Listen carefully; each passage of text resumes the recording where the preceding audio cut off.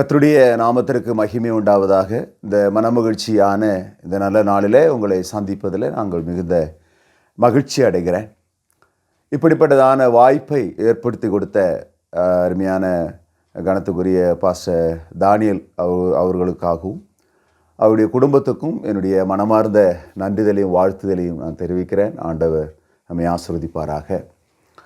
இந்த நாளில் ஒரு பல்லவியை நாம் பாடி கர்த்தருடைய நாமத்துக்கு உள்ளாக கடந்து போகிற நேரத்தில் என்னுடைய வாழ்க்கையினுடைய அனுபவ சாட்சி நான் உங்களுக்கு பங்கு வைக்க விரும்புகிறேன். ஆண்டவர் நல்லவர். என் தேவனே, என் இயேசுவே, என் தேவனே, என் இயேசுவே, நீர் வருகின்ற நாள்தான் எதுவோ என்று ஏங்கும் இந்த ஏழை மகனின் கண்ணீரை துடைக்க வாரும். நீர் வருகின்ற நாள்தான் எதுவோ என்று ஏங்கும் இந்த ஏழை மகளின் கண்ணீரை துடைக்க வாரும். உமது முகத்தை மறையாதிரும், உம் சமூகம் விட்டு என்னை தள்ளாதிரும். உமது முகத்தை மறையாதிரும், உம் சமூகம் விட்டு என்னை தள்ளாதிரும்.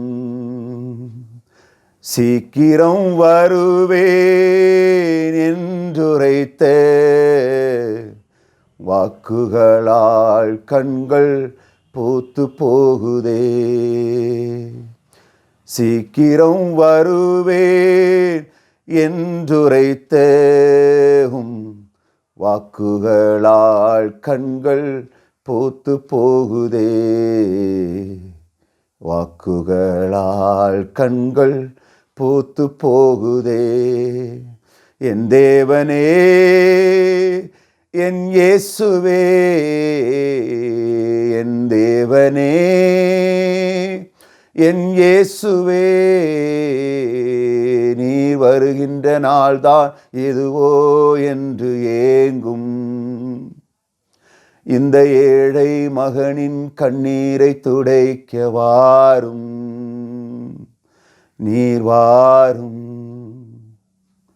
நீர் வாரும், நீர் வாரும். என்னுடைய பெயர் ஜெயக்குமார். நான் இந்த இடத்துல நிற்பது, இந்த வேத புஸ்தகம் என்னை வாழ வைத்தது.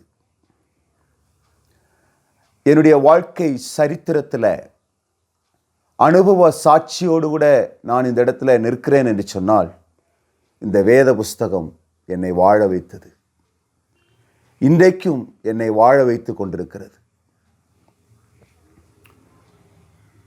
கர்த்தருடைய நாமத்திற்கு மகிமை உண்டாவதாக. என்னுடைய தகப்பன் ரோமன் கத்தோலிக்கா பின்னணியில் உள்ளவர், ஆர்சி திருச்சபை. என்னுடைய தாய் ஹிந்து பின்னணியத்தில் இருந்தவர்கள். அவர்கள் இருவருக்கும் என்னுடைய அம்மாவுடைய வாழ்க்கையில் ஆண்டவராகிய இயேசு கிறிஸ்துவை அறியாமல் வாழ்ந்தாங்க. அவர்களுடைய திருமணம் தமிழ்நாட்டில் நடைபெற்றது. திருநெல்வேலி என்று சொல்லப்படுறதான இடத்திலிருந்து அவர்கள் கேரளா மாநிலத்திற்காக பிழைப்பு தேடி அவர்கள் இடுக்கி மாவட்டத்தில் ஏலப்பாறை என்று சொல்லப்படுகிற இடத்துல அவர்கள் வசித்து வந்தார்கள்.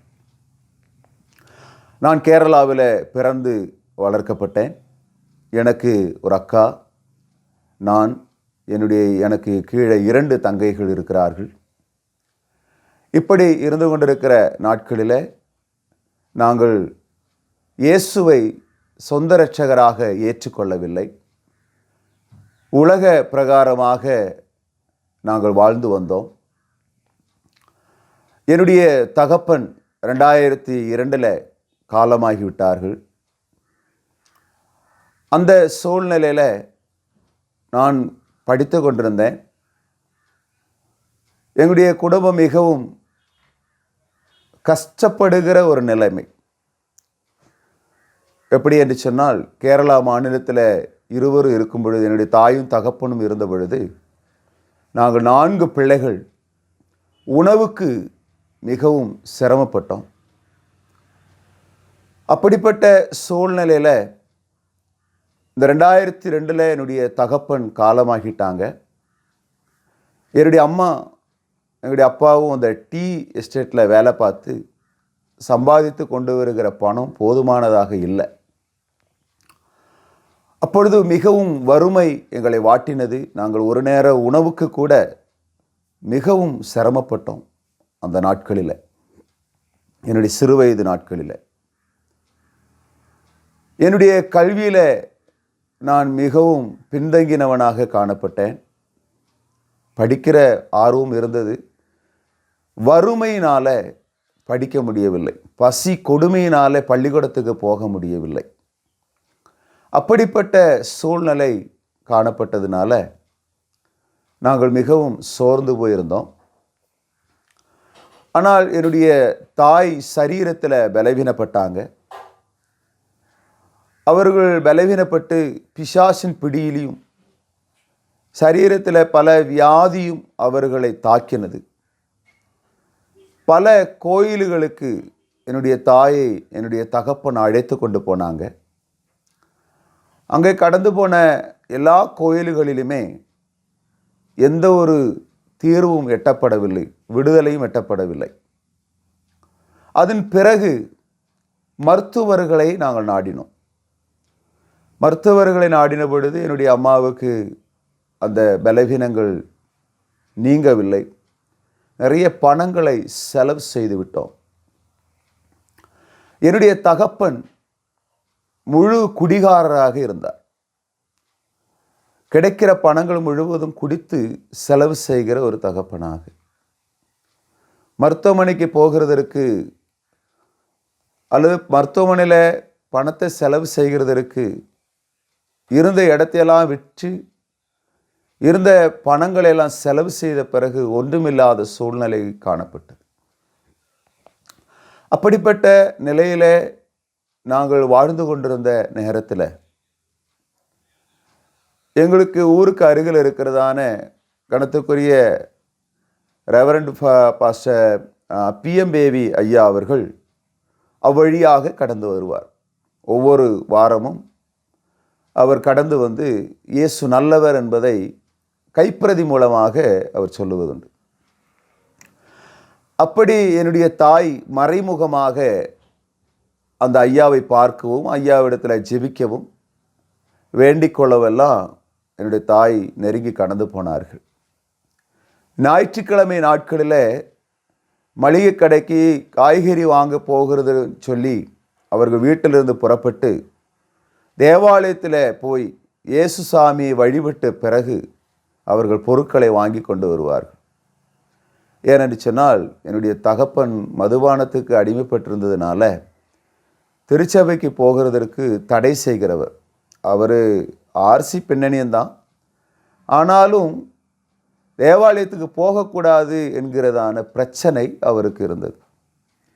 ஸோ சத்தியத்தை அறிய விடாமல் என்னுடைய தகப்பன் அதற்கு தடையாக இருந்தார். என்னுடைய தாய் மறைமுகமாக தேவாலயத்துக்கு போய் வருவாங்க. போய் வந்து அவர்களுடைய சரீரத்தில் விடுதலை கொஞ்சம் கொஞ்சமாய் பெற ஆரம்பித்தார்கள். பெற ஆரம்பித்த பிறகு என்னுடைய வீட்டில் மாதத்துக்கு ஒரு முறையோ அல்லது வாரத்துக்கு ஒரு முறையோ அந்த குடும்ப ஜெபம் நடத்த வேண்டும் என்று சொல்லி என்னுடைய பாஸ்டர் பிஎம்பேவி ஐயா கேட்டுக்கொள்வாங்க. ஸோ அந்த நாட்களில் எங்களுக்கு மிகவும் வறுமையின் காரணத்தினால அந்த ஜெபத்தை எல்லாம் வைக்கிறதற்கு நாங்கள் முற்பட மாட்டோம். அப்படிப்பட்ட சூழ்நிலைகள் கடந்து வந்துச்சு. ஆனாலும் ஐயா வருவாங்க, ஜெபம் பண்ணுவாங்க. எங்கள் அம்மா நாளடைவில் சரீரத்திலிருந்து விடுதலை பெற்றாங்க. விடுதலை பெற்று அப்படி இருக்கிற அந்த காலகட்டங்களில் கொஞ்சம் கொஞ்சமாக என்னுடைய அக்காவை தேவாலயத்துக்கு அழைத்து கொண்டு போனாங்க. அதன் பிறகு என்னுடைய தங்கச்சியை கொண்டு போனாங்க. அதுக்கு பிறகு நானும் போக ஆரம்பித்தேன். இப்படி கொஞ்சம் கொஞ்சம் போய்கிட்டே வந்தோம். போய்கிட்டு வரும்பொழுது இது சாமி குத்தமாயிரும் அப்படின்னு சொல்லி எங்களுக்குள்ள நாங்களே கலந்து பேசிக்கிடுவோம். இயேசு சாமி வெள்ளைக்காரங்க சாமி, அந்த சாமியெல்லாம் கும்பிடக்கூடாது, நம்ம சாமி தான் உயர்ந்த சாமி அப்படின்னெல்லாம் அந்த காலங்களில் ரொம்ப கட்டுக்கோப்பான காரியங்களில் நாங்கள் ஈடுபட்டிருந்தோம். இந்த இயேசு கிறிஸ்துவை வழிபட ஆரம்பித்த பிறகு எங்களை குடும்பத்தில் இருக்கிற சமுதாயங்கள், எங்கள் சொந்த பந்தங்களெல்லாம் ஒதுக்கி வச்சாங்க. இந்த வெள்ளைக்கார சாமியை கும்பிட்றதுனால இவங்க நம்ம சாமிக்கு விரோதமாக செயல்படுறாங்க, அதனால் இவங்களை ஊரை விட்டு ஒதுக்கி வச்சிடணும், பொருட்கள் மளிகை கடையில் வாங்கக்கூடாது, தெருவில் வருகிற தண்ணியை அவங்க பிடிக்கக்கூடாது, இப்படியெல்லாம் பல கட்டுப்பாடுகள் இருந்தது. ஸோ அதெல்லாம் நாங்கள் கடந்து வந்தோம். அந்த காலங்களில் அநேக நேரங்களில் நாங்கள் உடைக்கப்பட்டோம். கடவுளை ஏற்றுக்கொண்டதுனால ஏற்கனவே நாங்கள் மிகவும் கஷ்டமான நிலையில் தான் இருக்கிறோம். ஆனால் இயேசு கிறிஸ்து ஏற்றுக்கொண்ட பிறகு மிகவும் நாங்கள் உடைக்கப்பட்டோம். ஆனால் அந்த நாட்களில் என்னுடைய தாய் விடாமல் கடவுளை, இயேசு கிறிஸ்துவை உறுதியாய் பிடித்து கொண்டார்கள். ஏனென்று சொன்னால் ஆண்டவர் அவர்களுக்கு கொடுத்த விடுதலை, அவர்கள் அதை சுதந்திரித்ததுனால. நாட்கள் கடந்து போனது. என்னுடைய கல்வியை நான் பாதியில் நிப்பாட்ட ஆரம்பித்து விட்டேன். ஏனென்று சொன்னால் அதன் பிறகு என்னால் படிக்க முடியலை, சூழ்நிலைகள் சரியில்லை. அப்போ என்னுடைய தகப்பன் டெய்லரிங் கிளாஸ், தையல் பயிற்சிக்காக என்னை அனுப்பி வைத்தாங்க. அப்போ நான் தையல் வகுப்பு படித்தேன். நல்ல பேண்ட்டும் ஷர்ட்டும், அதே போல் லேடிஸினுடைய ஜாக்கெட்டு, எல்லா பொருட்களையும் தைக்கக்கூடிய திறனை நான் அனுபவித்தேன். மிஷின் வாங்கியிருந்தேன், எங்கள் அப்பா வாங்கி கொடுத்தாங்க. வேலை ஆட்களை வைத்து டெய்லரிங் அந்த இது நடத்தினேன்.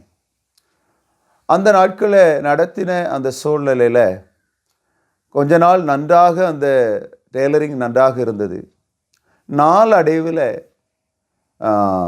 தகாத உறவுகள், தகாத தொடர்புகள் எனக்குள்ளாய் காணப்பட்டது. எப்படி என்று சொன்னால், ஆரம்ப நாட்களில் பீடி குடிக்க ஆரம்பித்தேன். செய்யாது பீடி குடிக்க ஆரம்பித்தேன். அதன் பிறகு அது சிகரெட்டாக மாறினது. வருமானம் வர ஆரம்பித்தது. இப்படி குடித்து நாட்கள் கடந்து போச்சு. அதுக்கப்புறம் ஒயின் குடிக்க ஆரம்பித்தோம். நண்பர்களோடு கூட சேர்ந்து, வாலிப நண்பர்களோடு கூட சேர்ந்து, அதன் பிறகு சாராயம் குடிக்க ஆரம்பித்தோம், பிராண்டி குடிக்க ஆரம்பித்தோம். ஓல்டு மங்கும், ரம்மும், ஜின்னும், எம்சியும், 5000 கல்யாணி பியர், அந்த நாட்களில் இருந்த பியரெல்லாம் குடிக்க ஆரம்பித்தோம். குடித்து சீட்டு விளையாட ஆரம்பித்து பல அடிதடி கேஸுகளுக்குள்ளாக சிக்கப்படக்கூடிய ஒரு நிலை காணப்பட்டுச்சு. ஸோ நாட்கள் கடந்த பிறகு அந்த கடைகள் எல்லாம் இழுத்து மூட வேண்டிய நிலை வந்துச்சு. ஏன்னா கொடுத்த ஆர்டர்களை நம்ம சரியான நேரத்துக்கு நான் செய்து கொடுக்காதனால கடையை மூட வேண்டிய ஒரு நிலைகள் இருக்கிறது. அதன் பிறகு நல்ல நாட்களுக்கு, அதாவது தமிழகத்தில் இருக்கிற நல்ல நாட்கள், தீபாவளி, பொங்கல், இந்த ரம்ஜான், இப்படி இருக்கிற அந்த காலகட்டங்களில் நான் நன்றாக தைக்கிறதுனால மதுரையில் மேலக்கோபுர வாசல் என்று சொல்லப்படுற இடத்துல அங்கே கூலிக்கு தைக்க கடந்து வந்தேன். அன்றைக்கு ஒரு சட்டைக்கு தைச்சி கொடுக்கணும், பட்டன்ஸும் காஜா எல்லாம் போட வேண்டாம். அன்றைக்கி 12 ரூபா ஒரு சட்டைக்கு கொடுத்தாங்க. ஸோ அன்றைக்கி உள்ள சூழ்நிலைகளில் நான் மதுரையில் தைக்க கடந்து வந்தேன். அந்த தீபாவளி நாட்கள் முடிந்து நிறைய பணங்களை சம்பாதித்து, அங்கேயும் இது போல் வேலை முடித்து சாயங்காலமான இதே தீய பழக்க வழக்கங்களுக்கு அடிமையானேன். அது என்னால் விடவே முடியலை. கடந்து போய் கொண்டிருந்தது என்னுடைய வாலிப பருவங்களில். நாட்கள் கடந்தது. அதன் பிறகு என்னோடு கூட தையல் தைத்ததான சக நண்பர்கள் சொன்னாங்க, இங்கே நீங்கள் இருக்க வேண்டாம், இது சீசன் முடிஞ்ச பிறகு அடுத்து சம்பாதிக்கிறதுக்கு எந்த ஒரு வழியும் இல்லை, ஆகையினால நம்ம என்ன பண்ணுவோம், திருப்பூர் பனியன் கம்பெனிக்கு போகலாம் அப்படின்னு சொல்லி என்னை சக நண்பர்கள் அழைத்தாங்க. அப்போ நானே அவர்களிடத்தில் சொன்னேன், சரி நீங்கள் அழைப்பு கொடுங்க, நான் கண்டிப்பாக வர்றேன் அப்படின்னு சொல்லி திருப்பூரில் நான் பனியன் எக்ஸ்போர்ட் கம்பெனியில் பணியாற்றும்படியாக கடந்து போனேன். அங்கே போய் ஆரம்ப நாட்களில் வீடு வாடகைக்கு எடுத்து ரொம்ப கஷ்டங்கள் அங்கேயும் இருந்தது. ஆரம்பத்தில் அங்கே போன பொழுது நல்ல பேண்ட்டு ஷர்ட்டு எல்லாம் தைப்பேன். ஆனாலும் எனக்கு அங்கே பனியன் கம்பெனியில் போய் தைக்கும்போது பனியன் ஒரு பக்கம் இழுத்துட்டு போகும்.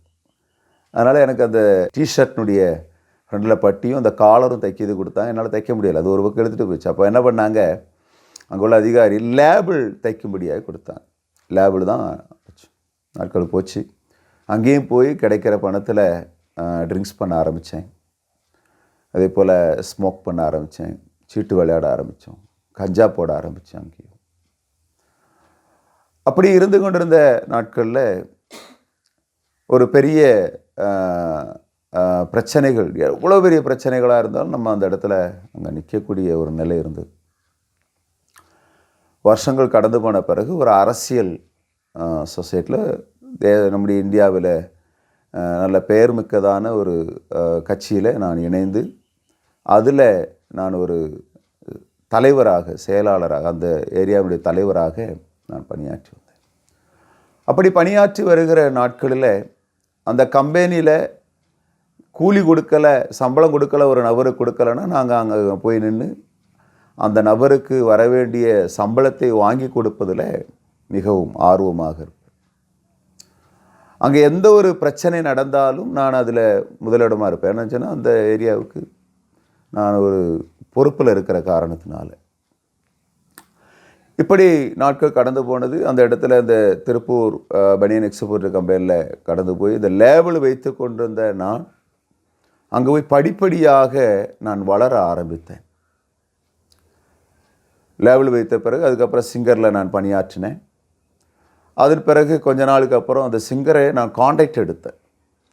40 பேர் 50 பேர் வேலை செய்கிற நபர்களை நான் கான்ட்ராக்ட் எடுத்து அந்த சிங்கர் டெய்லரிங் கண்டினியூ பண்ணேன். நாட்கள் கடந்து போச்சு. அடுத்து பேட்லாக்கு, ஓவர்லாக்கு, அப்புறம் பேக்கிங், அயனிங், எல்லாமே கட்டிங், செக்கிங், எல்லா ஒர்க்கும் ஒரு கம்பெனியில் என்னென்ன ஒர்க் இருக்கோ அத்தனை ஒர்க்கும் நான் கான்ட்ராக்ட் எடுத்து செய்ய ஆரம்பித்தேன். அப்போ ஒரு வாரம் சேலரி போடணும். அங்கே குறைஞ்சது ஒரு 200-250 பேர் வேலை பார்ப்பாங்க. அத்தனை நபருக்கும் அந்த வாரத்தில் வாரமான சம்பளம் போட வேண்டும்.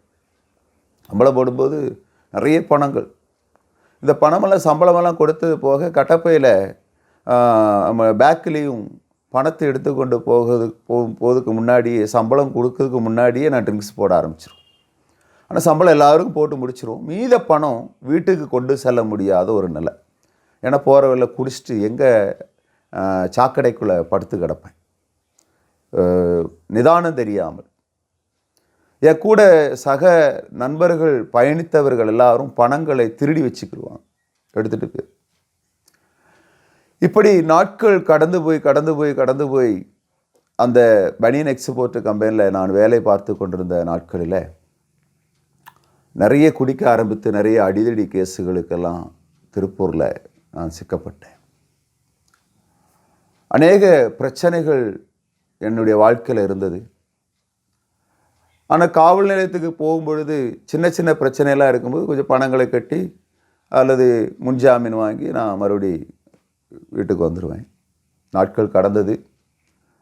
அப்போ அரசியல் தேர்தல் நேரம் கடந்து வந்ததுனால அதை செவரில் நம்ம பேர் எழுதுகிறோம் முன்னாடியே தேர்தல் தேதி அறிவிக்கும் பொழுது.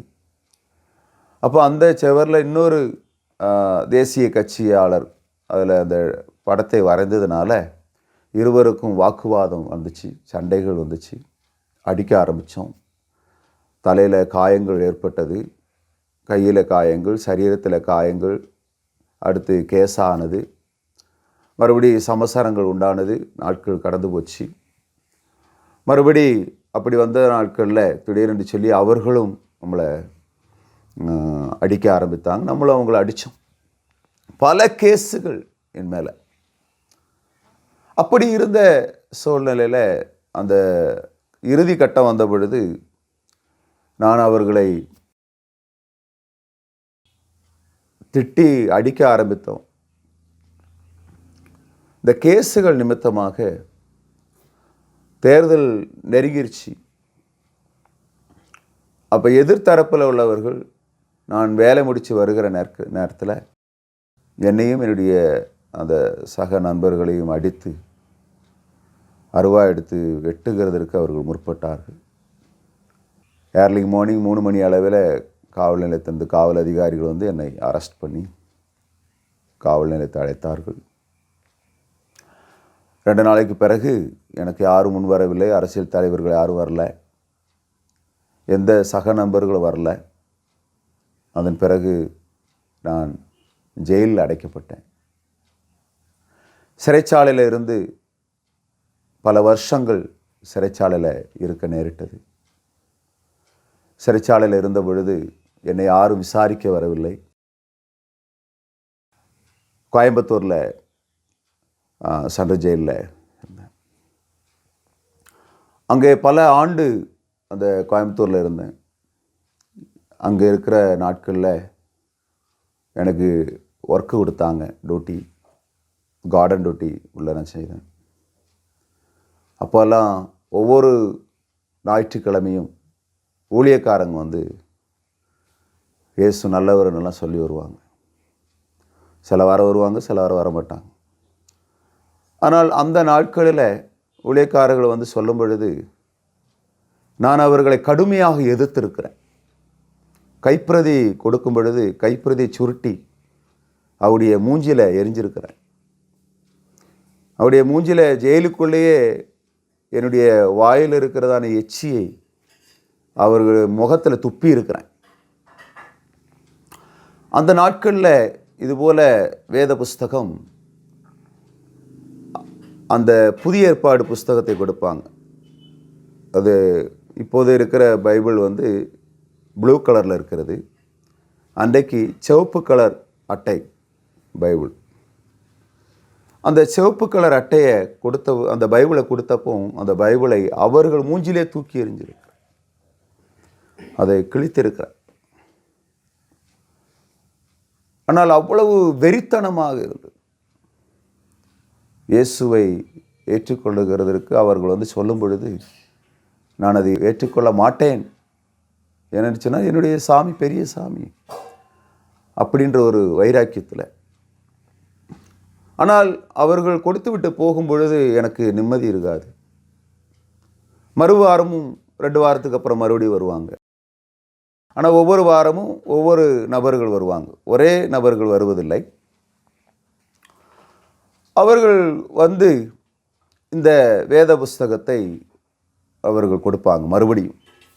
இப்போ இதே போல் அவர்களை காயப்படுத்தியிருக்கு. அப்போ நான் அவரிடத்தில் ஒரு முறை கேட்டேன், நீங்கள் இந்த வேத புஸ்தகத்தை, இந்த கைப்பிரதியை நீங்கள் கொடுக்கிறீர்கள், நீங்கள் எங்கிருந்து வருகிறீர்கள்? இப்போ அவர்கள் சொன்னாங்க, கிதியோன் இன்டர்நேஷ்னல்ல இருந்து வருகிறோம். அன்றைக்கு கிதியோன் இன்டர்நேஷ்னல் அந்த சிவப்பு கலர் பைபிள் அந்த சிறைச்சாலையில் கொடுத்ததுனால நான் இன்றைக்கு ஒரு ஊழியக்காரனாக இந்த பகுதியில் ஆண்டுடைய ஊழியத்தை இந்த விழுப்புரம் பகுதியில் செய்து கொண்டிருக்கிறேன். அதற்கு முன்பதாக என்னுடைய ஆவிக்குரிய தகப்பன் எல்லாம் ஜெபித்திருக்கிறார்கள். உண்மை, என்னுடைய ஆவிக்குரிய தகப்பன் ரெவரண்டு பிஎம்பேபி ஐயா, என்னுடைய மம்மி மேரி, அவங்களுடைய குடும்பம், திருச்சபையெல்லாம் அதிகமாக ஜெபித்திருக்கிறது. ஸோ நான் சிறைச்சாலையில் இருந்த பொழுது இப்படிப்பட்ட நிகழ்வு அந்த சிறைச்சாலையில் நான் அனுபவிக்க நேரிட்டது. அங்கேயும் என்னை விசாரிக்க யாரும் வரவில்லை, எனக்கு உதவி செய்ய யாரும் இல்லை, கொடுக்கிறதற்கு யாரும் இல்லை, என்னை தாங்குகிறதற்கு யாரும் இல்லை. என்னன்னு சொன்னால் நாங்கள் ரொம்ப கஷ்டப்படுகிற ஒரு குடும்பம். நான் திருப்பூரில் சம்பாதித்த பணங்களை கொடுத்து என்னுடைய சகோதரிகளை, என்னுடைய அக்காவை திருமணம் செய்து கொடுத்துருக்குறோம். ஆனால் இப்படிப்பட்ட ஒரு சூழ்நிலைக்குள்ளே சிக்கப்பட்டதுனால என்னுடைய குடும்பம் முழுவதும் மிகவும் உடைக்கப்பட்டு போய்விட்டது. அப்படிப்பட்ட நிலை இருந்தப்போ எனக்குன்னு சொல்லி ஜாமீன் எடுக்க யாரும் வரல. நாட்கள் கடந்த பிறகு தான் என்னுடைய கேரளா மாநிலத்திற்கு தகவல் தெரியும். இன்றைக்கு இருக்கிற வசதி, செல்ஃபோன் வசதி அன்றைக்கு இல்லை. அன்றைக்கி லேண்ட்லைன் ஃபோனு தான் இருந்தது. ஒரு நபருக்கு இன்றைக்கி நம்ம தகவல் கொடுக்கும் பொழுது அவங்க போய் சொன்னால் தான் தகவல், இல்லை அவங்க பார்த்தா தான் தகவல், இல்லை 2 நாளைக்கு அப்புறம் அவங்க சொன்னால் தான் தகவல். ஒரு பெரிய வீட்டில் மட்டும்தான் இந்த லேண்ட்லைன் ஃபோன் இருக்கும். அப்படி தான் அந்த தகவல் தெரிந்து எங்களுடைய அம்மா, எங்களுடைய அப்பா எல்லாம் அன்றைக்கி மறுபடி வந்தாங்க. வந்து பார்க்கறதுக்காக விசாரிக்க வந்தாங்க. ஜெயிலில் பார்த்துட்டு போனாங்க. நாட்கள் கடந்து போனது. எந்த ஒரு தீர்வும் எட்டப்படவில்லை. அப்படி இருந்து கொண்டிருக்கிற நாட்களில் எனக்கு இயரிங் மாதத்துக்கு 3 முறை 2 முறைன்னு சொல்லி இயரிங் வந்து கொண்டே இருந்தது. அப்போது ஜட்ஜு அங்கே விதி தீர்ப்பு சொல்லுகிறார், ஜெயக்குமார் ஆகிய இவரை தூக்கில் போட வேண்டும். ஏனென்று சொன்னால் இவர் மேலே நிறைய கேஸ் இருக்கிறது. ஒரு மனிதனை கொலை செய்திருக்கிறார். அதனால் இவரை தூக்கில் போட வேண்டும் சொல்லி அப்போது இந்த கிதியோன் இன்டர்நேஷ்னல் அந்த போதகர்கள் ஐயாமாருக்கு வந்து மறுபடியும் பார்த்து சொல்லுவார்கள். நான் அவரிடத்தில் சொன்னேன், உங்களுடைய இயேசு உயிரோடு கூட இருப்பார் என்று சொன்னால் என்னை இந்த தூக்கு தண்டனை கைதிலிருந்து என்னை விடுதலை செய்ய வேண்டும். அப்படியானால் இந்த தூக்கு தண்டனை கைதிலிருந்து நான் விடுதலை பெறுவேன் என்று சொன்னால் நிச்சயமாக நீங்கள் எப்படி ஊர் ஊராக போய் சொல்லுவீங்களோ இயேசுவை, அதே போல் நானும் சொல்லுவேன் அப்படின்னு அன்றைக்கு அந்த கோயம்புத்தூர் ஜெயிலில் வைத்து நான் எடுத்த தீர்மானம். ஸோ நாட்கள் கடந்தது, வருஷங்கள் கடந்தது. என்னுடைய கோர்ட்டு தீர்ப்பில் ஒரு மாற்றம் கடந்து வந்தது. ஜெயக்குமார் என்பவர் கொலை செய்தவர் இவர் அல்ல, வேறொரு ஜெயக்குமார் இவரை கொலை செய்தார். ஆகினால இவரை இந்த கோர்ட்டு விடுதலை செய்கிறதுன்னு சொல்லி 4-5 ஆண்டுகளுக்கு பிறகு நான் ஜெயிலிருந்து வெளியில் வந்து நான் விடுதலை பெற்றேன். ஆனால் ஜெயிலில் இருந்து எடுத்த தீர்மானம், நான் கடவுளுடைய வேலையை செய்வேன் என்கிற அந்த தீர்மானத்தோடு கூட வெளியில் கடந்து வந்தேன். வெளியில் கடந்து வந்து மிகவும் உடைக்கப்பட்டேன். நான் ஜெயிலிருந்து ரிலீஸ் ஆகி வெளியில் வந்த பிறகு என்னுடைய சொந்த பந்தங்கள் கூட என்னை விசாரிக்கவில்லை. எனக்கு அவர்கள் உதவி செய்ய முன்வரவில்லை. என்னை பார்க்கும் பொழுது அவர்கள் பயந்து ஓடுவார்கள். ஏனென்று சொன்னால் இவன் ஒரு கொலைகாரன், இவனிடத்தில் பேசக்கூடாது, இவனிடத்தில் பேசினால் இவனும் நம்மளை கொலை செய்து விடுவானோ என்று ஜனங்களுடைய சிந்தனையில் அப்படி காணப்பட்டது. ஆனால் நானும் மிகவும் உடைக்கப்பட்டேன். ஸோ அதன் பிறகு தேவாலயத்துக்கு போக ஆரம்பித்தேன். ஆண்டவருடைய சமூகத்தில் நான் காத்திருக்க ஆரம்பித்தேன். பரிசுத்த ஆவியானவர் எனக்குள்ளாக கடந்து வர ஆரம்பித்தார். என்னுடைய போதகரிடத்தில், என்னுடைய போதகர் சிறு வயதில் எடுத்து சொல்லுவாங்க, நான் 6வது வகுப்பு படித்து கொண்டிருக்கிற நாட்களில் என்னுடைய பாஸ்டர் பிஎம்பேவியை சொல்லுவாங்க, நீ ஒரு நாள் என்னை போல் ஒரு ஊழியக்காரனாக வருவ அப்படின்னு சொல்லி சொன்ன ஞாபகம் எனக்குள்ளாக இருந்தது. ஸோ அப்படிப்பட்ட சூழ்நிலையில் நான் ஐயாவை போய் பார்த்தேன். அவங்க எங்கள் வீட்டுக்கு வந்தாங்க, எங்களுக்காக ஜெபிக்க ஆரம்பித்தாங்க, எனக்கு முழுக்கு ஞானஸ்தானம் கொடுத்தாங்க, வேதாகமத்தை வாசிக்க ஆரம்பித்தேன். கொஞ்ச நாள் நல்லா இருந்தேன். மறுபடியும் இந்த தீய பழக்க வழக்கங்களுக்கு போக ஆரம்பித்தேன். ஞானஸ்தானம் எடுத்த பிறகு, ஞானஸ்தானம் எடுத்து கர்த்தருடைய பந்தியெல்லாம் வாங்கின பிறகும் நான் என்ன பண்ணேன், ஸ்மோக் பண்ண ஆரம்பித்தேன் தெரியாமல். பசங்க கூட சேர்ந்துக்கிட்டு, நண்பர்களோடு சேர்ந்துக்கிட்டு ட்ரிங்க்ஸ் பண்ண ஆரம்பித்தேன் மறுபடியும் தெரியாமல். ஸோ கடவுள் மறுபடியும் என்னை சிக்ஷிக்க ஆரம்பித்தார். அப்படிப்பட்ட சூழ்நிலை. அதுக்கப்புறம் என்னுடைய பாஸ்டர் சொன்னாங்க, நீ வேதாகம கல்லூரி போய் படி.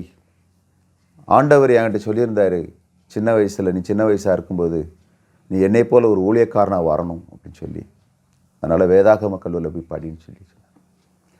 அப்படி முதன்முறையாக சேலத்தில் பருத்திக்காடு என்று சொல்லப்படுறதான தீமத்தை ட்ரைனிங் சென்டர், அங்கே வேதாகம கல்லூரியில் 1 இயர் படிக்க போனேன். அங்கே வேதாகம கல்லூரி படித்தேன். படித்து 3 மாதம் போய்கொண்டிருந்த நேரத்தில், அதுக்கு முன்னாடியே எங்கள் அப்பா உடல்நிலை சரியில்லாமல் ஆயிட்டார். நான் வேதாகம கல்லூரி போகிறதுக்கு முன்னாடியே. அப்போ எங்கள் அப்பா படுத்த படுக்கையாக தான் இருந்தாங்க. அவருக்கு எங்களுடைய குடும்பத்தில் இருக்கிறவங்க செய்வனை வச்சு எங்கள் அப்பாவை படுக்க வச்சுட்டாங்க. ஏன்னா இருக்கிற பணங்கள் சொத்துக்கள் எல்லாம் அவங்க அபகரித்து எடுத்துக்கிறணும் அப்படின்றதுக்காக. அவரால் எந்திரிக்க முடியலை, படுத்த படுக்கையாக தான் இருந்தார். அப்போ எங்கள் அப்பா, நான் வேதாகம கல்லூரியில் படிக்க போகிறதுக்கு எங்கள் அப்பா கையில் பணம் இல்லை எனக்கு கொடுத்து விடுறதுக்கு. பஸ்ஸுக்கு எங்களுடைய பாஸ்டர் பிஎம்பேவி ஐயா தான் பஸ்ஸுக்கு பணம் கொடுத்து அனுப்புனாங்க. ஆனால் எங்கள் அப்பா என்னை பார்த்து சொன்னாங்க, ஒரு 100 ரூபா கொடுத்துட்டு ஒரு வேத புஸ்தகம் எங்கள் அப்பா தலைமாட்டில் வச்சுருப்பாங்க, கட்டிலில் தலைமாட்டில். அந்த வேத புஸ்தகத்தை எங்கள் அப்பா கையில் எடுத்துகிட்டு சொன்னார், மகனே, என்கிட்ட பணமும் சொத்தெல்லாம் இல்லை, சொத்தாக இருக்கிறது இந்த ஒரு பைபிள் தான், இதை நீ வச்சுக்கோ, நீ போய் பைபிள் காலேஜில் படித்து நீ பெரிய ஆள் ஆகு அப்படின்னு சொல்லி இந்த பைபிளை எனக்கு கொடுத்து அனுப்புனாங்க. நான் அந்த பைபிளை பெற்றுக்கொண்டு என்னுடைய வீட்டில் இருந்து புறப்படும் பொழுது மிகுந்த கண்ணீரோடு கூட நான் கடந்தேன்.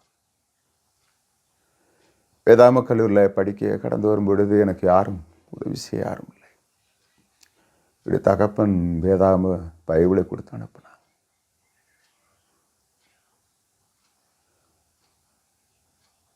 பைபிள் காலேஜ் கடந்து வந்து 3 மாதம் படிச்சுட்டு இருக்கும்போது திடீர்னு செய்தி வந்தது, என்னுடைய தகப்பன் இறந்து போயிட்டான்.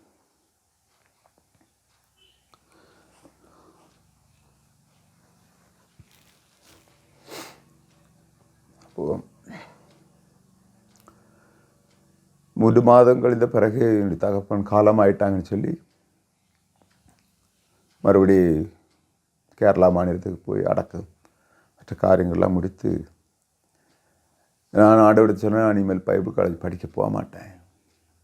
என்னடி சொன்னால், இனி எனக்கு யாரும் இல்லை அப்படி சொல்லி என்னுடைய தாயினிடத்துலையும் என்னுடைய சகோதரிகளிடத்துலையும் சொல்ல ஆரம்பித்தேன். ஏன்னா பைபிள் காலேஜில் செலவு பண்ணுறதுக்கு பணம் வேணும், யாரும் கொடுக்கறதுக்கு யாரும் இல்லை. அப்போது என்னுடைய பாஸ்டரும் என்னுடைய தாயும் என்னுடைய தங்கச்சி அனிதாவும் சொன்னாங்க, நாங்கள் இருக்கோன்னா நீங்கள் பைபிள் காலேஜ் படிங்க. இப்போ எனக்கு பிறகு உள்ள எங்களுடைய தங்கச்சி அனிதா, அவங்க படிப்பை +2 முடிச்சிட்டாங்க. ஏன்னுச்சுன்னா வீட்டினுடைய வறுமை காரணத்தினால அவங்க மறுபடியும் அவங்க வேலைக்கு போக ஆரம்பித்தாங்க. நான் பைபிள் காலேஜ் படிக்கணுன்றதுக்காகவும், எனக்கு எளிய தங்கச்சி இருக்கிற அவங்க படிக்கணுன்றதுக்காகவும் என்னுடைய அக்காவும் என்னுடைய தங்கச்சியும் அங்கே வேலையிலிருந்து படிப்பை பாட்டி அவங்க வேலைக்கு போக ஆரம்பித்தாங்க. ஸோ மிகவும் கஷ்டமான ஒரு நிலைமையில் வேதாகம கல்லூரி முடித்தேன். படித்து வந்தப்போ மறுபடியும் எனக்கு படிக்கணும் போல் ஆசை இருந்தது. ஏன்னாச்சுன்னா 1 இயர் கோர்ஸு எனக்கு அது திருப்தி ஆகலை. பைபிளுடைய வரலாறு சரித்திரமே அட்டவணையே சரியாக என்னால் புரிந்து கொள்ள முடியலை. மறுபடியும் என்ன செய்தேன், ஒரு 3 வருஷம் படிக்கும்படியாக பிலீவர்ஸ் சர்ச்சில் படிக்க கடவுள் கிருபை பாராட்டினார். அதில் படிக்க ஆரம்பித்தேன். படித்து கொண்டிருந்த நாட்களில் மிகவும் கஷ்டம். அங்கே தலைக்கு தேய்க்கிறதுக்கு எண்ணெய் இருக்காது. என்னுடைய துணியை துவைச்சி போடுறதுக்கு சோப்பு இருக்காது. எழுதுறதுக்கு ஒரு பேனா இருக்காது. இந்த பைபிள் காலேஜுடைய அனுபவங்கள் மிகவும் வேதனையான ஒரு காரியமாக இருந்தது. ஏன்னு சொன்னால் சாயங்காலம் இரவு டிவோஷன் முடிஞ்சிடும், ப்ரேயர் முடிஞ்சிடும், படுக்க போகிற நேரத்தில் பைபிள் காலேஜில் அந்த வாட்ச்மேன், அந்த செக்யூரிட்டியாக இருக்கிற நபர்கள் எல்லா ரூமுக்கும் வந்து விசில் அடித்து எல்லோரும் படுக்க சொல்லி லைட்டை ஆஃப் பண்ண சொல்லுவாங்க. நான் படுக்கிறது போல் படுப்பேன். அதன் பிறகு மொத்தமாக துணி துவைக்கிற இடத்துல போய் என்ன பண்ணுவேன், பாத்ரூமுக்கு போகுதுன்னு சொல்லி போயிட்டு அங்கே கிடக்கிற சின்ன சின்ன பிட்டு சோப்பை கலெக்ட் பண்ணுவேன். ஒவ்வொரு நபர்கள் துவைச்சி கீழே போட்டிருப்பாங்க. அந்த பிட்டு சோப்பு உடஞ்சிருக்கும், அந்த சோப்பினுடைய பகுதி உடஞ்சிருக்கும். அதெல்லாம் ஒரு பேப்பரில் எடுத்து என்னுடைய லுங்கியில் வச்சுட்டு வருவேன். பேப்பரில் அந்த சோப்பெல்லாம் மிச்சமாக சேர்த்து வச்சு மறுநாள் என்னுடைய துணியை துவைப்பேன். நான் இப்படி பிறக்குகிறதை அந்த காலேஜில், பைபிள் காலேஜினுடைய அந்த வார்டன் பால்ராய் சார் அதை பார்த்து விட்டார். பார்த்துட்டு கேட்டார், என்ன ஜெயக்குமார் பிறக்கிறாரு? அது நாளைக்கு துணி துவைக்கணும், சோப்பு இல்லை, அதனால் இங்கே இருக்கிற இந்த பிட்டு சோப்பெல்லாம் நான் கலெக்ட் பண்ணுறேன். அவருடைய இருதயம் மிகவும் உடைக்கப்பட்டுச்சு. இப்போ சொன்னார், நீ இது போல் பிறக்க வேண்டாம், உன்னுடைய காலேஜ் முடிகிற வரைக்கும் நான் உனக்கு சோப்பு வாங்கி தரேன். பால்ராய் சார் இன்றைக்கும் சென்னையில் இருக்கிறாங்க. அவங்க சோப்பு மட்டும் வாங்கி கொடுப்பாங்க, துணி துவைக்கிறதுக்கும் குளிக்கிறதுக்கும். ரொம்ப கஷ்டமான ஒரு சூழ்நிலையில் பைபிள் காலேஜ் படிக்கிற நாட்கள் முழுவதும் அதிகமாக நான் உபவாசம் இருப்பேன். எவ்ரிடே மார்னிங் பாஸ்டிங், காலையில் பாஸ்டிங். அதிகமாக நான் ஜெபிக்க ஆரம்பித்தேன். பைபிள் காலேஜில் ஆண்டவரோடு கூட நிறைய நேரம் செலவு பண்ணியிருக்கிறேன். ராச்சாமங்களில் அதிகமாக செலவு பண்ணியிருக்கிறேன். பைபிள் காலேஜிலேயே நான் பேர் வாங்கியிருக்கிறேன், ஜேகே இடிமுழக்கம் பாஸ்டர் அப்படின்வாங்க. அன்றைக்கே அப்படிப்பட்டவர். எல்லாரும் தூங்கிட்டு இருப்பாங்க. 2 மணிக்கு எழுந்திரிச்சு 3 மணிக்கு எழுந்திரிச்சு ஆண்டோடைய சமூகத்தில் சத்தம் உயர்த்தி ஜெபிக்க ஆரம்பிப்பேன். இப்படி ஜெபித்து ஆண்டவர்கிட்ட கேட்கும் பொழுது ஆண்டவர் படிப்படியாக எனக்கு ஞானத்தை கொடுக்க ஆரம்பித்தார். வேத சத்தியத்தை படிக்க ஆண்டவர் கிருபை செய்தார். அதன் பிறகு ஆண்டவர் சில கிருபை வரங்களை எல்லாம் கொடுக்க ஆரம்பித்தார். பலருக்காக ஜெபிக்கும் பொழுது சுகமானது, பலருக்காக ஜெபித்த பொழுது பிசாசுகள் ஓட ஆரம்பித்தது. மறைந்து கிடக்கிற மர்மங்களை கடவுள் வெளிப்படுத்த ஆரம்பித்தார். 3 வருஷம் வேதாகம கல்லூரி முடித்து நான் தென்காசி பகுதியில் வல்லம் என்று சொல்லப்படுறதான இடத்துல நான் ஊழியத்தை செய்ய ஆரம்பித்தேன். அங்கே ஒரு 4 வருஷம் ஆண்டுடைய பணியை செய்து கொண்டிருந்தேன். அங்கே நான் தனிமையாக தான் இருந்தேன். ரொம்ப கஷ்டமான ஒரு சூழ்நிலை. சாப்பாட்டுக்கே ரொம்ப கஷ்டம். எங்கேயாவது நமக்கு சாப்பாடு தருவாங்களான்னு சொல்லி ஒவ்வொரு வீட்டுக்கு நான் போவதுண்டு. ஆனால் போய் கேட்க மாட்டேன் சாப்பாடு கொடுங்கன்னு. அந்த வீட்டில் ஜெபம் வைக்கும்போது எனக்கு சாப்பாடு கொடுப்பாங்களா அந்த வீட்டில் உள்ளவங்க அப்படி சொல்லி எதிர்பார்த்து. அதனால் அன்றைக்கு அவர்கள் இந்த டீ மட்டும்தான் கொடுத்து அனுப்புனாங்க. மேரிகோல்டு பிஸ்கட் 2 கொடுத்து அனுப்புவாங்க. ரொம்ப வேதனையான ஒரு காரியம். பல மைல் தூரம் நடந்து ஒவ்வொரு வீடையும் சந்திக்க போயிருக்கேன். கைப்பிரதி நான் கொடுக்க போயிருக்கிற நாட்களில் என் கைப்பிரதியை வாங்கிட்டு எனக்கு நிறைய துப்புனவங்களும் இருக்கிறாங்க. தென்காசி புதிய பேருந்து நிலையத்தில் நான் இயேசு கிறிஸ்துவை பற்றி சொல்லி கொண்டிருந்த நேரத்தில் அங்கே இருக்கிற சில நண்பர்கள் அவர்கள் வாங்கிக்கிட்டு என் சட்டையை பிடிச்சி அடித்து என்னை தென்காசி பேருந்து நிலையத்தில் சட்டையை கிழித்து சரீரத்தில் இரத்தம் வடிகிற வரைக்கும் தர தர தர தரவண்டு அந்த தென்காசி புதிய பேருந்து நிலையத்தில் என்னை இழுத்துக்கொண்டு போனார்கள். அந்த நாட்களில் மதமாற்று சட்டம் இருந்தது.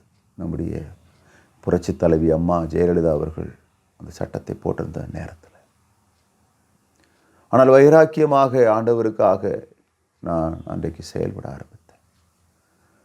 அந்த அடி கிடைத்த பிறகு என்னுடைய முகமெல்லாம் வீங்கி விட்டது. தலையில் காயம், கையில் ரத்தமெல்லாம் இருக்குது. அப்போ நீ ஊழியமே வேண்டாம் அப்படின்னு சொல்லி என்னுடைய ஸ்தாபனத்துக்கும் என்னுடைய ஆவிக்குரிய தகப்பன் பிஎம்பேபி ஐயாவுக்கும் சொன்னேன். அப்போ என்னுடைய பிஎம்பேபி ஐயாட்ட சொன்னப்போ நான் நினச்சேன், நீ ஊழியம் செய்ய வேண்டாம், நீ வந்துரு அப்படின்னு சொல்லி கூப்பிடுவாங்க அப்படின்னு நான் நினச்சேன். அவர் சொன்னார், உன்னை அடிக்கத்தானே செஞ்சுருக்கிறாங்க, கொலை ஒன்றும் பண்ணலையே, ஆண்டவர் உனக்காக எவ்வளவோ அடிபட்டிருக்கார் அப்படின்னு சொல்லி மறுபடியும் அதே இடத்துல ஊழியத்தை செய்ய. அங்கிருந்து தான் ஒரு பெரிய நற்செய்தி கூட்டம் நடத்தினேன். அந்த நற்செய்தி கூட்டத்தில் அநேக அற்புதங்கள் அங்கே நடைபெற்றது. ஸ்தாபனத்தினுடைய தலைவர்கள், அதாவது பெலிவேச்சனுடைய தலைவர்கள் அங்கேருந்து எனக்கு டிரான்ஸ்ஃபர் கொடுத்தாங்க. டிரான்ஸ்ஃபர் கொடுத்து பல இடத்துக்கு, கும்பகோணம் அதிராம்பட்டினத்தில் டிரான்ஸ்ஃபர், அதன் பிறகு ஸ்ரீபெரும்புத்தூர் டிரான்ஸ்ஃபர், அதன் பிறகு பாண்டிச்சேரி லாஸ்பேட்டை டிரான்ஸ்ஃபர், இப்படி பல இடத்துக்கு என்னை டிரான்ஸ்ஃபர் பண்ணி கடைசியாக விழுப்புரம் மாவட்டத்தில் இந்த பெரிய தச்சூரில் வந்து 2007 முதல் இதுவரைக்கும் இந்த இடத்துல கர்த்தருடைய ஊழியத்தை செய்து கொண்டிருக்கிறேன். இந்த நாட்களில் இந்த ஊழியத்தின் பாதையில் இங்கே வந்த பிறகு, நான் திருமணமாகாமல் தான் வந்தேன். 2007 ஜூன் மாதம் இங்கே வந்த பொழுது 2 வீலர் இல்லை, தங்குகிறதற்கு வீடு இல்லை, சாப்பிடுகிறதற்கு உணவு இல்லை. இங்கே இருக்கிற ஜனங்களுடைய அணுகுமுறைகள் சரியில்லை, அவங்களுடைய பேச்சுக்கள் எனக்கு பிடிக்கலை, இப்படி பல பிரச்சனைகள் இருந்தது. ஆனாலும் ஊழியம் வேண்டாம், நான் கேரளாவுக்கே போயிடலாம் அப்படின்னு சொல்லி நான் நினச்சிட்டு இருந்தேன். இங்கே ஞாயிற்றுக்கிழமை மட்டும் வந்து நடத்துவேன், பாக்கி உள்ள நாள் தென்காசியில் ஒழிச்சு. ஏன்னா அங்கே நம்ம ஊழியத்தை விட முடியலை, அங்கே ஒரு 40 பேர் வந்துட்டு இருந்தாங்க. அதை விட முடியாதனால நான் அங்கேயும் போயிடுவேன், அப்புறம் இங்கேயும் வருவேன், மாறி மாறி செஞ்சிட்ருந்தோம். அப்புறம் நாட்கள் கடந்து போச்சு. 2009 எனக்கு திருமணமாச்சு. திருமணமாகி என்னுடைய மனைவி இங்கே திருமணமாகி எனக்கு ஒரு குழந்தை பிறந்துச்சு. இப்போ என்னுடைய மனைவி சொன்னாங்க, ஆண்டவர் இங்கே தான் நம்மளை உறுதிப்படுத்துகிறார் அப்படின்னு சொல்லி அவங்க தீர்க்க தரிசனமாக கடவுள் வெளிப்பாடு கொடுத்தாருன்னு சொல்லி சொன்னாங்க. என்னுடைய மனைவி சொன்னதுக்கு அப்புறம் தான் நானும் சரி, ஆண்டவர் நம்மளை இந்த இடத்துல தான் உறுதிப்படுத்த போகிறார் அப்படின்னு சொல்லி மறுபடியும் ஆண்டவர்கிட்ட ஜெபிக்க ஆரம்பித்தோம். இந்த இடத்துல நாங்கள் ஒரு வீடு வாடகைக்கு எடுத்தோம், பெரிய தச்சூர்னு சொல்லப்படுற இடத்துல. நாங்கள் அங்கே இருக்கிற நாட்களில் எங்களுக்கு விரித்து படுக்கிறதுக்கு ஒரு பாய் கூட இல்லாத ஒரு நிலைகள் காணப்பட்டுச்சு.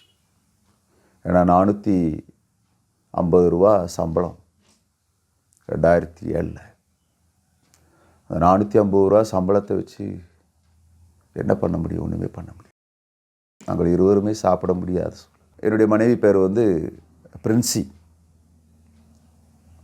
நாங்கள் இருவரும் ரொம்ப கஷ்டப்பட்டோம். விரித்து படுக்கிறதுக்கு பாய் இல்லை.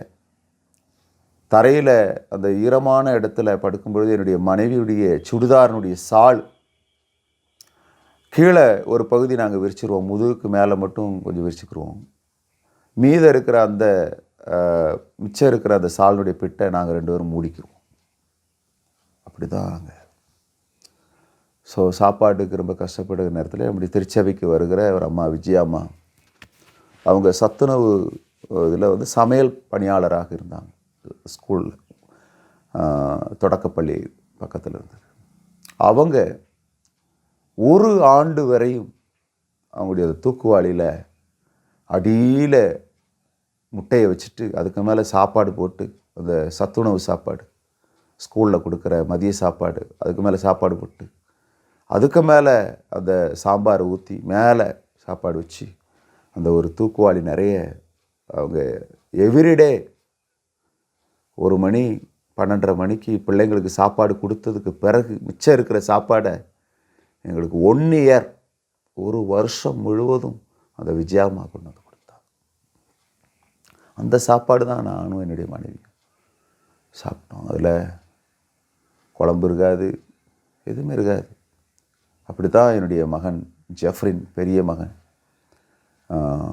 பிறந்தான். 1 வருஷம் ரொம்ப கஷ்டமான ஒரு நிலைகள் இருந்து சாப்பாட்டுக்கு. இங்கேயும் வந்த பிறகு நாங்கள் வீட்டுக்கூட்ட வைப்போம் எல்லா புதன்கிழமையும்.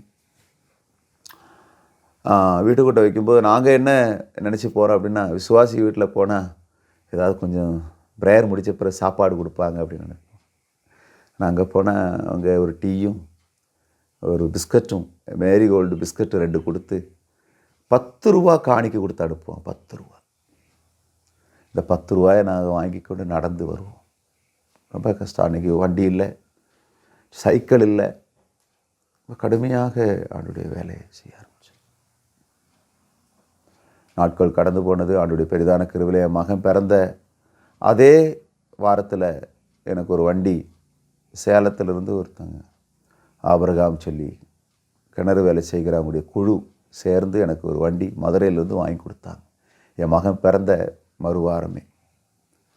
அப்போ நான் 21 நாள் உபவாசம் இருந்திருந்தேன். என் மகனுடைய டெலிவரி காரியங்களுக்காக 21 நாள் நான் தனிமையாக உபவாசம் இருந்து ஜெபித்து முடித்தப்போ என்னுடைய மகனும் பிறந்தான். எனக்கு ஒரு 2 வீலர் வாகனமும் இலவசமாக வாங்கி கொடுத்தாங்க. அதிலிருந்து ஆண்டுடைய வேலையை இந்த பகுதியில் செய்யும்படியாக ஆண்டவர் கிருபை பாராட்டினார். அதன் பிறகு எனக்கு இன்னொரு மகன் பிறந்தாங்க. அந்த குழந்தை இறந்துருச்சு. ரொம்ப உடைக்கப்பட்டோம். என்ன சூழ்நிலை எங்களுக்கு தெரியலை. மறுபடியும் என்னுடைய மனைவி கன்சீவ் ஆனாங்க. அந்த குழந்தை பாண்டிச்சேரி ஜிப்மரில் இறந்துச்சு. மிகவும் சோர்ந்து போன ஒரு நிலைமை. ஊழியமே வேண்டாம் அப்படின்னு சொல்லி நாங்கள் வேதனையோடு கூட காணப்பட்டோம். அதன் பிறகு 4ஆவதாக மறுபடியும் ஒரு ஆண் குழந்தை அவர் கொடுத்தார். இப்போது அந்த மகன் பெயர் பிரின்ஸ் ஜெஃப்ரி, ஃபஸ்ட் ஸ்டாண்டர்ட் படிக்கிறார். அப்படி இருந்த நாட்களில் இந்த பகுதியில் நாங்கள் பல வீடுகளுக்கு வாடகைக்கு வீடு தராமல் நிறைய பேர் எங்களுக்கு வீடு தரல. ஒரு நகைக்கடை இங்கே இருக்குது பெரிய தச்சூரில். அந்த 2 ரூம் தான். அதில் எங்களுடைய கட்டிலும் அந்த பொருட்கள் மட்டும் போட முடியும். படுக்கிறது வீட்டுக்கு ஓரத்தில் ஒரு திண்ணை இருக்கும், ஒரு 3 அடி அளவு. அதில் நானும் என்னுடைய மனைவியும் என்னுடைய பிள்ளைகளும் படுத்து கிடந்தோம். மழை, காற்று, வெயில் இதெல்லாம் சகித்தோம். ஆனால் பல நேரங்களில் நாங்கள் ரொம்ப சோர்ந்து போனோம். சில பொருளாதார நிலையில் நாங்கள் மிக உடைக்கப்பட்டோம். எங்களை யாரும் தாங்குகிறதற்கு இல்லை. தென்காசியில் இருந்த காலத்திலையும் நான் தனிமையாக இருந்தப்போ ரொம்ப உடைக்கப்பட்டேன். ஆனால் தலைவர்கள் மூலமாக நான் மிகவும் துன்புறுத்தப்பட்டு இங்கே ட்ரான்ஸ்ஃபர் ஆனேன். ஆனால் அந்த தென்காசியிலிருந்து நான் பயணித்து வருகிற நாட்களில் எல்லாம் மிகவும் ட்ரெயினில் வரும்பொழுது மிகவும் வேதனைப்பட்டேன். அப்பொழுது நான் இங்கே ஊழியம் செய்து கொண்டிருந்த நாட்களில் அருமையான சாம் மனோகர் என்று சொல்லப்பட்டதான ஒரு தேவ மனுஷன், உதவிக்காரர் ஊழியம் என்று சொல்லி ஊழியம் செய்து கொண்டிருக்கிற அந்த தேவ மனுஷன், அவருக்கு ஆண்டவர் வெளிப்படுத்தினார். குறைந்தது ஒரு 10 வருஷத்துக்கு மேலே அவரிடத்தில் நாங்கள் தொடர்பு இல்லை. ஆனால் தென்காசியில் இருந்த நாட்களில் அவரிடத்தில் தொடர்பு உண்டு. அவரும் தென்காசியிலிருந்து சென்னைக்கு வந்து விட்டார். 10 வருஷத்துக்கு பிறகு, 10 வருஷத்துக்கு மேலே தான் ஆயிருக்கும் என்று நான் நம்புகிறேன். 10 வருடத்துக்கு பிறகு என்னுடைய நம்பரை அருமையான சாம் மனோகர் ஐயா அவர்கள் யாரிடத்தில் பெற்றுக்கொண்டார் அல்லது அவர்கிட்ட இருந்ததான் எனக்கு தெரியலை. நான் தென்காசியில் இருந்த நாட்களில் நான் அவரிடத்தில் பேசியிருக்கிறேன். அவரிடத்தில் அதிகமாக நாங்கள் தொடர்பு வைத்ததில்லை. ஆனால் 10 ஆண்டுகளுக்கு பிறகு அவர் எனக்கு ஃபோன் செய்தார். ஃபோன் செய்து கேட்டார், ஆண்டவர் இடத்துல வெளிப்படுத்துகிறார், அது நீங்கள் சொல்ல வேண்டும் சொன்னார். என்னங்க சொல்லுங்க. நீங்கள் ட்ரெயினில் ஏற்ற மேலே, அதாவது லக்கேஜ் விற்கிற அந்த ரேக்கில் நீங்கள் படுத்துக்கொண்டு அழுது கொண்டே வருகிற காட்சியை நான் பார்த்தேன். நான் மிகவும் உடைக்கப்பட்டேன். என்னால் அதை அவர் சொன்னதை ஜீரணிக்க முடியலை. 10 ஆண்டுகளுக்கு பிறகு அவர் எனக்கு தொடர்பு கொள்கிறார். அப்போ நான் இங்கே விழுப்புரம் மாவட்டத்தில் ஊழியத்துக்கு வந்த டைம், அந்த அந்த காலம். அவர் சொல்லுகிறார், நீங்கள் ட்ரெயினில் லக்கேஜ் வைக்கிற அந்த ரேக்கில் நீங்கள் படுத்துக்கிட்டு அழுது கொண்டு வருகிறது, உங்களுடைய கண்ணீர் ஆண்டவருடைய துருத்தியில், ஆண்டவருடைய பாத்திரத்தில், ஆண்டவருடைய கணக்கில் இருக்கிறதை ஆண்டவர் இடத்தில் வெளிப்படுத்தினார். உண்மையா என்று சொல்லி கேட்டார். நான் வியர்ந்து போய்விட்டேன், அழ ஆரம்பித்தேன். ஐயா சொல்ல ஆரம்பித்தேன். நான் சொன்னேன், ஆமாங்க ஐயா, நான் இந்த ட்ரெயினில் வரும்போது நான் அழுதுகிட்டு தான் வந்தேன். என்னுடைய ஊழியத்தெல்லாம் விட்டுட்டு தான் இங்கே வந்தேன். ஸோ சொன்னார், இல்லை, ஆபிரகாமை அழைத்தது போல, ஆபிரகாமை முன்குறித்தது போல, ஆபிரகாமை ஆசீர்வதித்தது போல நீங்கள் இருக்கிற அந்த தேசத்தில் ஆண்டவர் உங்களை ஆசீர்வதிப்பார் சொன்னார். ஸோ அவர் எனக்காக ஜெபித்தார், மிகுந்த பாரத்தோடு ஜெபித்தார். ஜெபித்து என்னை ரொம்ப தைரியப்படுத்தி, இப்பொழுதும் அந்த குடும்பம் என் ஊழியத்துக்கு பெரும் உதவியாக, எந்த சூழ்நிலையிலும் நான் டெலிஃபோன் வாயிலாய் ஐயாட்ட தொடர்பு கொண்டேன்னா எனக்காக ஜெபிக்க, ஆறுதல் சொல்ல, ஐயாவால் அவங்களுடைய பிள்ளைகளால் முடிந்த உதவிகளை எங்கள் குடும்பத்துக்கு, எங்கள் ஊழியத்துக்கு இப்போவும் அந்த சாம் மனோகர் ஐயா அவங்க செஞ்சுக்கிட்டு இருக்கிறாங்க. அவங்களுடைய பிள்ளைங்க பினி ஜோஷுவா, விஜய் அற்புதராஜ், சந்தியா, அருமையான டீச்சர். அவங்க எங்களை ரொம்ப நேசிக்கிற ஒரு குடும்பம். ஸோ என்னுடைய மனைவியும் சாம் மனோகரும் அந்த தகப்பனும் இல்லைன்னு சொன்னால் நிச்சயமாக இந்த பகுதியில் நாங்கள் ஊழியம் செஞ்சுருக்க மாட்டோம், நானும் செஞ்சுருக்க மாட்டேன். ஸோ நாட்கள் கடந்தது. இப்படி ஊழியம் அந்த வாடகை வீட்டில் இருந்த நாட்களில் ரொம்ப வாடகைக்கு வீடு யாரும் கொடுக்க மாட்டாங்க. ஏன்னு சொன்னால், இங்கே இயேசு ஆண்டவரை கும்பிடுறீங்க அப்படின்னு சொல்லி நான் இருக்கிற ஏரியாவில் கொஞ்சம் அரசியல் கொஞ்சம் இருக்குது. அதாவது சமுதாயமும் கொஞ்சம் சரி உயர்ந்த சமுதாயங்கள் இருக்கிறதுனால இயேசுன்னு சொன்னால் தாழ்த்தப்பட்ட சாமி அப்படின்ற ஒரு எண்ணத்தில் இவங்க நமக்கு வீடு கொடுக்காம திடீர்னு சொல்லி வீட்டை காலி பண்ண சொல்லிட்டாங்க. நாங்கள் ஒரு 6-7 வீடு இங்கேயே நாங்கள் தங்கிட்டோம். அதன் பிறகு நாங்கள் திண்டிவனத்தில் ஜெயபுரம் என்று சொல்லப்படுற இடத்துல நாங்கள் வீடு வாடகைக்கு இருந்தோம். நான், என்னுடைய மனைவியும், என்னுடைய மூத்த மகன் ஜெஃப்ரின். ஸோ டெய்லி நாங்கள் போயிட்டு வருவோம் ஊழியத்துக்கு. எங்களுக்கு 2 பேருமே, எனக்கும் என்னுடைய மனைவிக்கும் ஊழியந்தான் கோல். எந்த ஒரு வேலையும் இல்லை, வேறு வேலைக்கு போக மாட்டோம். உலக வேலையை விட கடவுளுடைய வேலை உயர்ந்தது என்பது தெரியும். ஸோ வைராக்கியமாக அந்த நாட்களில் ஓட ஆரம்பித்தோம். அப்படி நாங்கள் செய்து கொண்டிருந்த நேரத்தில் சில மாதங்கள் கழிஞ்சிச்சு. திண்டிவனத்திலேருந்து பயணித்து வந்து இங்கே ஊழியத்தை செஞ்சு முடிச்சுட்டு போவோம். அப்போ தான் ஃபோன் பண்ணுவாங்க, ஐயா ஜோம் பண்ண வாங்க.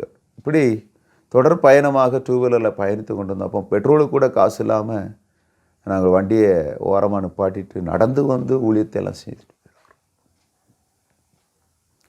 இப்படி இருந்த நாட்களில் தான் கூட்டரைப்பட்டு என்று சொல்லப்படுறதான வீடியோ ஆஃபீஸ் பக்கத்தில் நாங்கள் வந்து கொண்டிருக்கிற நேரத்தில் ஒரு மகேந்திரா வேன் ஆக்சிடெண்ட் ஆனது.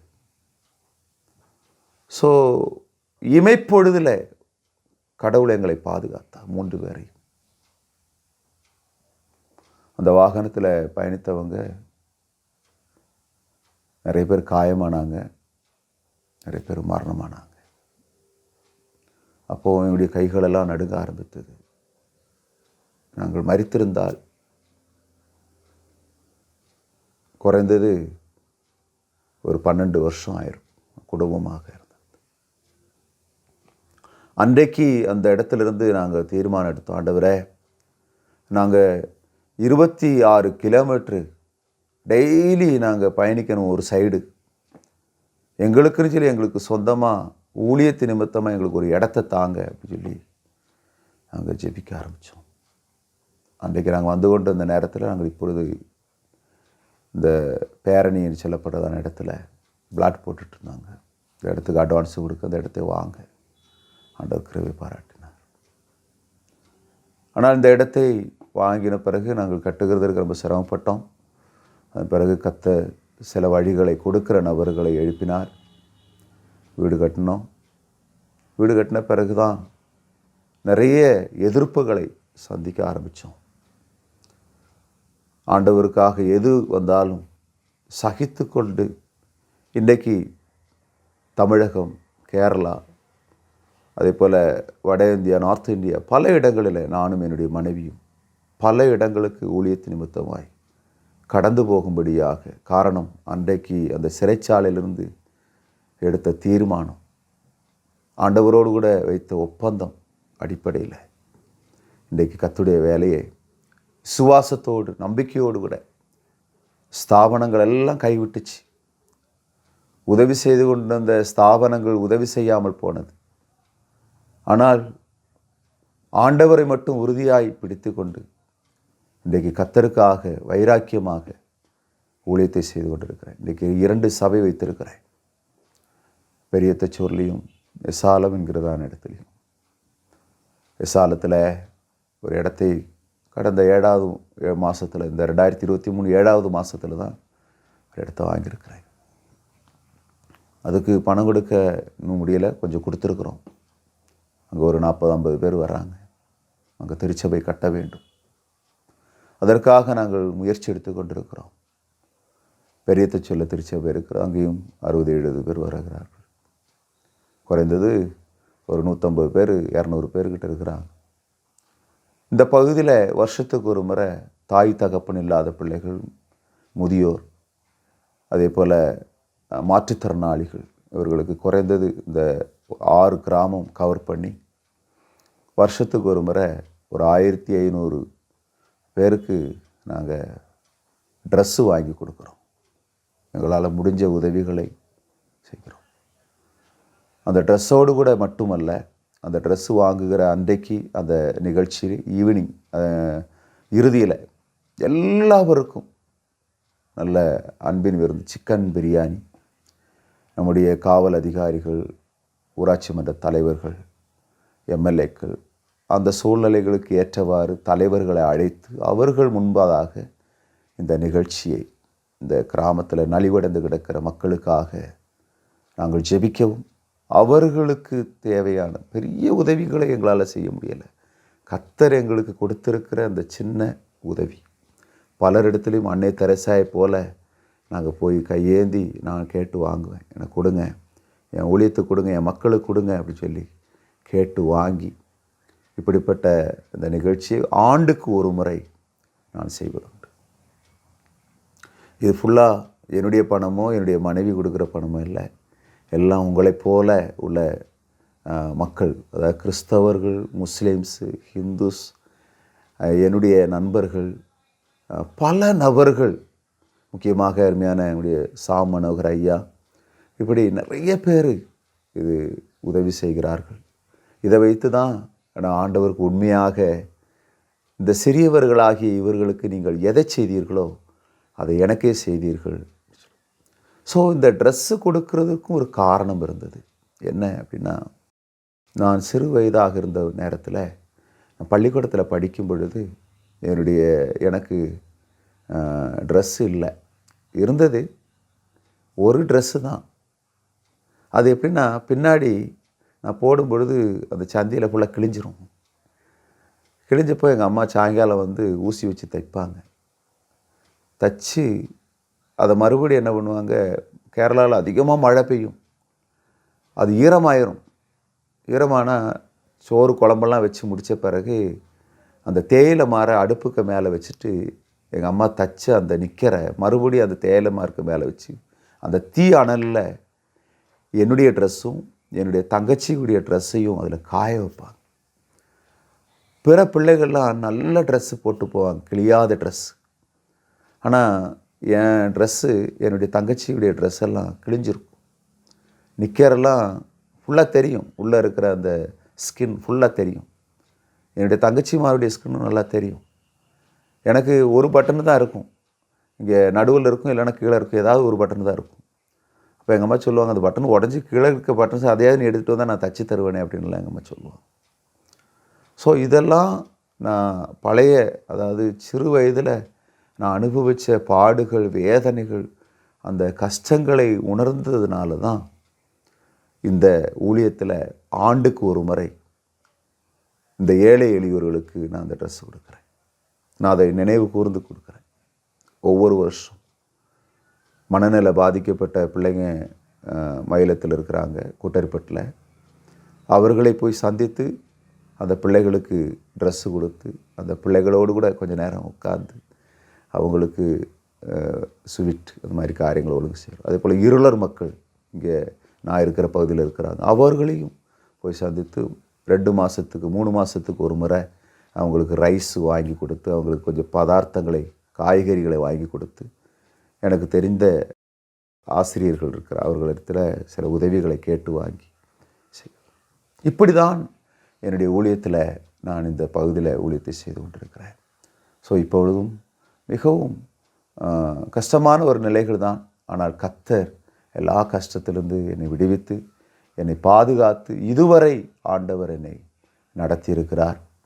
நானும் என்னுடைய மனைவி பிரின்சி, என்னுடைய மூத்த மகன் ஜெஃப்ரேன், இளைய மகன் பிரின்ஸ் ஜெஃப்ரேன், 4 பேருமாக நாங்கள் ஊழியத்தில் இந்த பகுதியில் இருக்கிறோம். இந்த சுற்றுவட்டார கிராமப்புறங்களில் முழுவதுமாக இயேசுவை நாங்கள் ஆண்டோடைய வார்த்தையோடு கூட விதையை நாங்கள் விதைச்சிருக்கிறோம். இன்றைக்கி அது முளைச்சிக்கிட்டு இருக்குது. இன்னும் நாங்கள் விதைச்சிட்ருக்கிறோம். வருங்காலங்களில் எங்களுடைய காலம் சென்ற பிறகுனாலும் நிச்சயமாக அது முளைத்து அது அநேகருக்கு பலன் கொடுக்கும் என்கிற நம்பிக்கை எனக்குள்ளாக இருக்கிறது. கர்த்தர் நம்மை ஆசீர்வதிப்பாராக. இப்படிப்பட்ட சாட்சியை நான் பங்கு வைப்பதில் நான் மிகுந்த மகிழ்ச்சி அடைகிறேன். முக்கியமாக அருமையான டேனியல் ஐயா அவர்கள் அதிகமாக என்னுடைய மனைவியிடத்தில் வேண்டிக் கொண்டாங்க, நாங்களும் அவரிடத்தில் கேட்டுக்கொண்டோம். ஸோ எங்களுக்காக நேரத்தை செலவு செய்து வந்த அருமையான ஐயாவுக்கு என்னுடைய நன்றி வாழ்த்துக்களை தெரிவிக்கிறேன். நம்ம ஜெபம் பண்ணி நம்ம நிறைவு செய்யலாம். கண்களை மூடுவோம். உமது முகத்தை மறையாதிரும், உம் சமூகம் விட்டு என்னை தள்ளாதிரும்.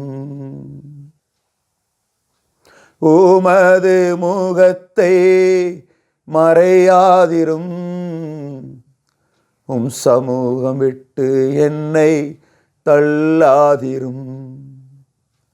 சீக்கிரம் வருவேன் என்றுரைத்த வாக்குகளால் கண்கள் பூத்து போகுதே, வாக்குகளால் கண்கள் பூத்து போகுதே. என் தேவனே, என் இயேசுவே, என் தேவனே, என் இயேசுவே, நீர் வருகின்ற நாள்தான் இதுவோ என்று ஏங்கும் இந்த ஏழை மகனின் கண்ணீரை துடைக்க வாரும். நீர் வருகின்ற நாள்தான் எதுவோ என்று ஏங்கும் இந்த ஏழை மகனின் கண்ணீரை துடைக்க வாரும். உமது முகத்தை முகத்தை மறையாதிரும், உம் சமூகம் விட்டு என்னை தள்ளாதிரும். உமது முகத்தை மறையாதிரும், உம் சமூகம் விட்டு என்னை தள்ளாதிரும். பரலோக தகப்பனே, மனமகிழ்ச்சியானது நல்ல நேரத்தில் நாங்கள் உம்முடைய முகத்தை பார்க்கிறோம். எங்களை விட்டு ஒருபோதும் நீங்காதவர், தள்ளாதவர், எங்களோடு கூட எல்லா நேரத்திலையும் நீங்கள் இருக்கிறவர், எங்களை பாதுகாக்கிறவர், எங்களை நடத்துகிறவர் என்பதை இந்த நாட்களில் நாங்கள் அறிந்திருக்கிறது. ஆண்டவரே, இந்த நல்ல நாளில் என்னுடைய வாழ்க்கையினுடைய அனுபவ சாட்சியை பங்கு வைக்க, வாழ்க்கையில் நாங்கள் கடந்து வந்த மேடு பள்ளங்கள் எல்லாவற்றையும் பங்கு வைக்க ஆண்டவர் உதவி செஞ்சீங்க. அதற்காக நாங்கள் நன்றி சொல்லுகிறோம். என்னுடைய அனுபவ சாட்சியை கேட்கிற ஒவ்வொருடைய வாழ்க்கையில அவர்கள் இயேசுவை சொந்த இரட்சகராக ஏற்றுக்கொள்ளுவார்களாக. கடந்து வந்த பாதைகள் கரடுமுரடான பாதைகள் ஆண்டவரே. என்னை போல வாலிப பருவங்களில் இருக்கிற பிள்ளைகள் மனம் திரும்புவார்களாக. ஆண்டவரே, என்னுடைய வாலிப பருவங்களில் ஆண்டவரே ஸ்மோக்கிங்க்கும் போதைப் பொருட்களுக்கும் ஆண்டவரே ஸ்தோத்திரம் சீட்டு விளையாட்டுக்கும் உலக பிரகாரமான காரியங்களுக்கும் நான் அடிமைப்பட்டு வாழ்ந்து வந்தேன். ஆண்டவரே, அன்றைக்கு இயேசு என்னை தேடி வந்தீங்கப்பா. ஆண்டவரே, நீங்கள் என்னை தேடி வந்ததுனால நான் உம்மை பிடித்து கொண்டேன். நீர் என்னை இதுவரை நடத்தி இருக்கிறீர். ஆண்டவரே, என்னை போல சக வாலிப நண்பர்கள் எங்க தேசத்தில் இருக்கிறாங்க, இருளில் கிடக்கிறாங்க, பாவத்தில் கிடக்கிறாங்க. அவர்களை ஆண்டவர் மீட்டெடுக்க வேண்டும். ஆண்டவரே அப்பா, ஆண்டவரே, அடியங்கள் இன்றைக்கு ஒரு ஊழியக்காரனாய் வருகிறதற்கு காரணமாயிருந்த அநேக ஊழிய கனவான்கள், அநேக ஆண்டவரே திருச்சபை மக்கள், அநேக நபர்கள், முக்கியமாக எங்களுடைய தாய் தகப்பன், எங்களுடைய சகோதரிகள், ஆண்டவரே இவர்கள் எல்லாம் எங்களுக்கு அடியனுக்கு ஒரு துணையாக இருந்ததுனால இன்றைக்கு நான் ஒரு ஊழியக்காரனாய் தேசத்தின் நடுவில் ஆண்டவரே உம்முடைய ஊழியத்தை கனமான வேலையை செய்யும்படியாய் ஆண்டவர் கொடுத்த நல்ல தருணங்களை, நல்ல கிருபைகளை, நல்ல ஆண்டவரை ஆசீர்வாதங்களை நினைத்து அடிய நன்றி சொல்லுகிறேன் கர்த்தாவே. தொடர்ந்து ஆண்டவர் பலப்படுத்தும். ஆண்டவரே, நீர் பலப்படுத்தும். ஆண்டவர், இன்றைக்கு சிறைச்சாலையில் இருக்கிற ஜனங்கள் ஆண்டவரே ஆணா இருந்தாலும் பெண்ணா இருந்தாலும் மனம் திரும்புவார்களாக. ஆண்டவரே, ஊழியத்தின் பாதையில் இன்றைக்கு ஊழியக்காரர்கள் ஆண்டவரே மிகவும் உடைக்கப்பட்ட நிலைமையில பொருளாதாரத்தில் ஆண்டவரே பின்தங்கி இருப்பார்கள் சொன்னால் கர்த்தர் வானத்தின் பலகணிகளை திறந்து அவர்களை ஆண்டவர் ஆசீர்வதிப்பீராக. ஊழியத்துடைய எல்லைகள் விரிவாக்கப்படட்டும். ஆண்டவரே, ஒவ்வொருடைய தேவைகளை சந்தியும். ஆண்டவரே, இன்றைக்கும் அநேகர் உணவுக்காக, ஒரு நேர உணவுக்காக ஏங்குகிற நபர்கள் இருக்கிறார்களப்பா. ஆண்டவரே, அவர்களுக்கெல்லாம் கர்த்தர் உதவிக்காரங்களை நீட்டும். கொடுக்கிற நபர்களை எழுப்பும். ஆண்டவரே, தொடர்ந்து ஆண்டவரே ஸ்தோத்திரம், வலதுகைக்கும் இடதுகைக்கும் வித்தியாசம் தெரியாத ஒரு கூட்ட ஜனங்கள் எங்கள் தேசத்தில் இருக்கிறார்கள். அவர்களுக்காக நாங்கள் இப்பொழுது ஜெபிக்கிறோம். நாங்கள் ஒரு காலத்தில் இருளில் கிடந்த ஆண்டவரே அப்பா, நாங்கள் வெளிச்சத்தின் பிள்ளைகளாய் எங்களை நீங்க கொண்டு வந்தது போல இருளில் கிடக்கிற ஜனங்களை நீர் மறுபடியும் வெளிச்சத்துக்கு நேராய் கொண்டு வருவீராக. சமூகத்தில் கேட்கிற ஆண்டவர், எத்தனை ஏழை எளியவர்கள், எத்தனையோ ஆதரவற்ற பிள்ளைகள், எத்தனையோ ஊனமுற்றவர்கள், மனநிலை பாதிக்கப்பட்டவங்க, எத்தனையோ பேர் உணவு இல்லாமல் கஷ்டப்படுறாங்க. ஆண்டவரே, ஒரு நாட்களில் நாங்கள் சாப்பாட்டுக்கு உணவு இல்லாமல் கஷ்டப்பட்ட நேரத்தில் இன்றைக்கு நல்ல உணவு எங்களுக்கு தந்திருக்கிறீங்கப்பா. நாங்கள் அதை நினைத்து இன்றைக்கு அநேகருக்கு எங்களால் இயன்ற உதவிகளை அன்னை தெரசாவை போல பலரிடத்தில் நாங்கள் உதவியை பெற்று நாங்கள் உதவி செய்கிறதற்கு எங்களுடைய கரங்களை நீங்கள் உறுதிப்படுத்தினீங்களே, நாங்கள் நன்றி சொல்லுகிறோம். முக்கியமாக ஆண்டவரே ஸ்தோத்திரம், இந்த ஆண்டவரே அனுபவ சாட்சியை பங்கு வைக்கிறதற்கு மிகவும் உற்சாகப்படுத்தின அருமையான தானியேல் ஐயா அவரையும் அவருடைய சரீர சுகத்துக்காகவும் ஆண்டவரே அவருடைய மனைவிக்காக, அவருடைய பிள்ளைகள் இருவருக்காக, அவருடைய ஊழியங்களுக்காக எசப்பா நாங்கள் செபிக்கிறோம். உம்முடைய மகன் மூலமாய் இன்னும் அநேக ஊழிய கனவான்கள் இப்படிப்பட்ட அனுபவ சாட்சிகளை பங்கு வைத்து அநேகரை ஆண்டவரை இரட்சிப்பின் பாதையிலே வழி நடத்துகிறதற்கு உம்முடைய மகனை ஒரு கருவியாக கர்த்தர் பயன்படுத்துவீராக.